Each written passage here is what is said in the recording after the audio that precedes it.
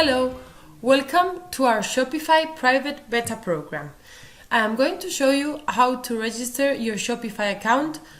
So you have to choose either to create your Shopify account if you don't have one already, or click on link your existing account. So in my case, I'm going to click on I already have an account, and I will have to paste my Shopify URL here. Okay, so link as I got real.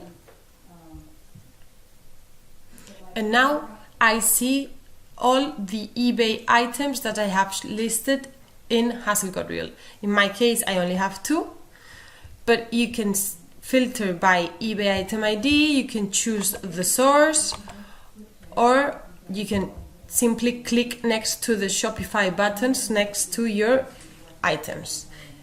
I want to migrate both of them, so I'm going to click on both buttons. Now I will have to wait for a couple of minutes so that the items are migrated. And that's it. Now I can click on View in Store and I will see my items in my Shopify store.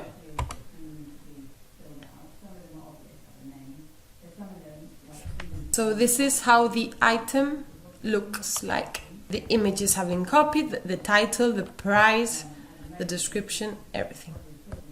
This is how you migrate your eBay items into your Shopify store.